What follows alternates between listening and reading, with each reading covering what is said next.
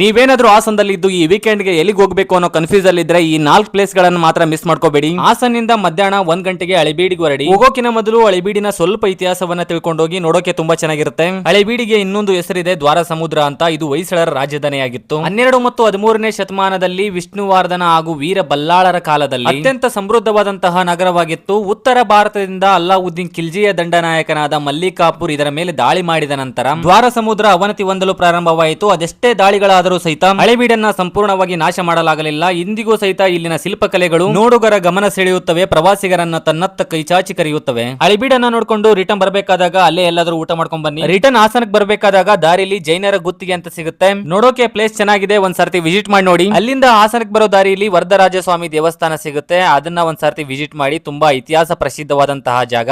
ಅಲ್ಲಿಂದ ನೇರವಾಗಿ ಸಿಗೆಗುಡ್ಡಕ್ಕೆ ಹೊರಡಿ. ಸಿಗೆಗುಡ್ಡದ ಬಗ್ಗೆ ಸಾಕಷ್ಟು ಕಥೆಗಳಿವೆ. ಪಾಂಡವರು ವನವಾಸದಲ್ಲಿದ್ದಾಗ ಅವರಿಗೆ ಬಾಯಾರಿಕೆ ಆದ ಕಾರಣ ಅರ್ಜುನ ತನ್ನ ಬಾಣದಿಂದ ಬಾಣ ಬಿಟ್ಟು ನೀರನ್ನ ಹೊರತೆಗೆದಂತಹ ಜಾಗ ಅಂತಾರೆ. ಇದ್ರ ಜೊತೆಗೆ ಇನ್ನೊಂದು ಕಥೆ ಇದೆ. ಅರ್ಜುನನ ಅಹಂಕಾರವನ್ನ ಇಳಿಸಲು ಶಿವ ಮಾರುವೇಷದಲ್ಲಿ ಭೂಮಿಗೆ ಬರ್ತಾರೆ. ಅರ್ಜುನ ಮತ್ತು ಶಿವನಿಗೆ ಚಿಕ್ಕದಾದಂತಹ ಯುದ್ಧ ಆಗಿ ಅರ್ಜುನ ಪರಶಿವನ ಮುಂದೆ ಮಂಡಿ ಊರುತ್ತಾನೆ. ಇದಾದ ನಂತರ ಅರ್ಜುನನಿಗೆ ಶಿವ ಪಾಶುಪಶಾಸ್ತ್ರವನ್ನ ನೀಡ್ತಾರೆ. ಇದು ಅಲ್ಲದೆ ಮಳೆಮಲ್ಲೇಶ್ವರ ಸ್ವಾಮಿ ಬೆಟ್ಟದ ಬಗ್ಗೆ ಸಾಕಷ್ಟು ಕಥೆಗಳಿವೆ. ಯಾವುದು ನಿಖರವಾದಂತಹ ಮಾಹಿತಿ ಅಂತ ಗೊತ್ತಿಲ್ಲ. ನಿಮ್ಗೇನಾದ್ರೂ ಗೊತ್ತಿದ್ರೆ ಕಮೆಂಟ್ ಬಾಕ್ಸ್ ಅಲ್ಲಿ ತಿಳಿಸಿ. ನಿಸರ್ಗದ ಮಧ್ಯೆ ಇರುವಂತಹ ಈ ದೇವಸ್ಥಾನ ಸಾಕಷ್ಟು ಪ್ರವಾಸಿಗರನ್ನ ಕೈ ಮಾಡಿ ಕರೆಯುತ್ತದೆ. ಸಂಪೂರ್ಣವಾಗಿ ಬೆಟ್ಟ ಹತ್ತಿ ನೋಡಿದರೆ ಸುತ್ತ ವಿಂಡ್ ಮಿಲ್ ಗಳು. ನಿಸರ್ಗದ ಮಧ್ಯೆ ಸ್ವಲ್ಪ ಹೊತ್ತು ಕಾಲ ಕಳೆದು ಸೂರ್ಯಾಸ್ತದ ವೈಭವವನ್ನ ನೋಡಿ ಮತ್ತೆ ಹಾಸನದ ಕಡೆ ಹಿಂತಿರುಗಿ. ಇನ್ನೊಂದು ಮಾತು, ನೀವು ಹೋದಂತಹ ಯಾವುದೇ ಪ್ರದೇಶದಲ್ಲಿ ಪ್ಲಾಸ್ಟಿಕ್ ಗಳನ್ನ ತಗೊಂಡೋಗಿ ಎಲ್ಲಂದ್ರಲ್ಲಿ ಬಿಸಾಕ್ಬೇಡಿ. ಇದು ನನ್ನದೊಂದು ಮನವಿ ಅನ್ಕೊಳ್ಳಿ. ಸಿಗೆಗುಡ್ಡದಿಂದ ಹಾಸನಕ್ಕೆ ಬಂದು ನಮ್ಮ ರೋಡ್ ಕೆಫೆ ಶಾಪ್ ಗೆ ವಿಸಿಟ್ ಮಾಡಿ ಲೈಟ್ ಆಗಿ ನಿಮ್ಗೆ ಇಷ್ಟವಾದಂತಹ ಸ್ನಾಕ್ಸ್ ಗಳನ್ನ ತಿನ್ಕೊಂಡು ಡೈರೆಕ್ಟ್ ಆಗಿ ಮನೆಗೆ ಹೋದ್ರೆ ಮುಗಿದೋಯ್ತು. ಒಂದ್ ಒಳ್ಳೆ ವೀಕೆಂಡ್ ನ ಫೀಲ್ ಮಾಡಿದೆ ಅನ್ನೋ ತೃಪ್ತಿ ನಿಮ್ಗಿರುತ್ತೆ.